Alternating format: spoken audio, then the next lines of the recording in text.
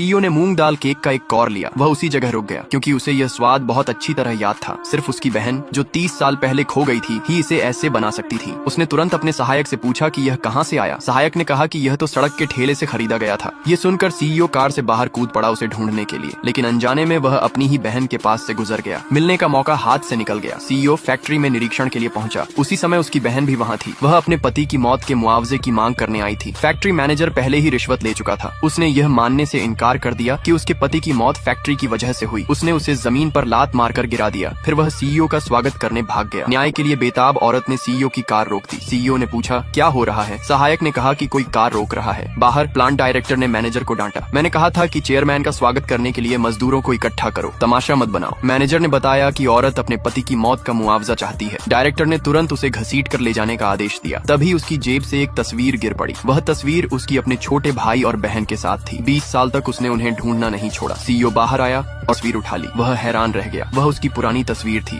जिसमें वह अपनी बहनों के साथ था। 20 साल पहले उनके चाचा पर बहुत बड़ा जुए का कर्ज था। उस कर्ज को चुकाने के लिए उस 3 अनाथ बच्चों को तस्करों को बेचने की योजना बनाई। इन्हें भागने की कोशिश में ने चाचा को काट लिया। चाचा ने उसे इतना जोर से थप्पड़ मारा, बेहोश हो गया। उसका सिर ईंट से टकराया, वह बेसुध हो गया। अपने भाई बहनों को बचाने के लिए बहन ने फावड़ा उठा लिया। उसने चाचा पर वार किया। भाई बहन को लेकर भाग गई। भाई अभी भी बेहोश था, इसलिए बहन उसे अस्पताल ले गई। उसने अपनी छोटी बहन से कहा, छिपकर इंतजार करो। उसने वादा किया कि वह लौट कर आएगी, लेकिन वह वादा की जुदाई में बदल गया। अस्पताल में डॉक्टर ने कहा कि का बहुत खून बह चुका है, उसे तुरंत खून चढ़ाने की जरूरत थी। बहन ने उनसे अपना खून लेने की विनती की। उसने इतना खून दिया, लगभग बेहोश हो गई। लड़के की जान बच गई, लेकिन सर्जरी का बिल बहुत ज्यादा था। तभी एक सूट पहने आदमी उसके पास आया। उसकी पत्नी घायल थी और उसे भी खून चाहिए था। संयोग से उसका ब्लड ग्रुप बिल्कुल मैच करता था। उसने मदद की गुहार लगाई। उसने बहुत पैसे देने का वादा किया। लड़की ने बिस्तर पर पड़े अपने भाई को देखा। उसे पता था कि इलाज के लिए और पैसे चाहिए। कमजोर होने के बावजूद उसने हाँ कर दी और खून देने के बाद वह मुश्किल से खड़ी हो पा रही थी। वह आदमी उसे गिरने से पहले संभाल लिया। आभारी होकर उसने कहा कि वह उसके भाई का पूरा अस्पताल बिल भरेगा। फिर उसका छोटा भाई बाहर भागा और बोला कि उसे अपनी बहन याद आ रही है। तभी लड़की को अपना वादा याद आया। उसकी छोटी बहन अभी भी उसका इंतजार कर रही थी। उसने अपने भाई को उस आदमी की देखभाल में छोड़ दिया। फिर अपने कमजोर शरीर को घसीटते हुए वह बहन को ढूंढने निकली। बीच रास्ते में ही वह गिर पड़ी। उसी समय उनका गुस्सैल चाचा उसे मिल गया। उसने उसे उठा ले गया और उस दिन से वह अपने भाई बहनों की जिंदगी से गुम हो गई। 20 साल बीत गए। छोटा भाई बड़ा होकर अरबपति सीईओ बन गया, लेकिन उसने अपनी बहनों को ढूंढना कभी नहीं छोड़ा। वह सोचता था कि वह उन्हें हमेशा के लिए खो चुका है। आज तक जब उसने वह तस्वीर उठाई, उसे एहसास हुआ कि उसकी बहन शायद उसके बिल्कुल पास है और उसने कसम खाई कि चाहे कुछ भी हो वह उसे ढूंढ निकाले।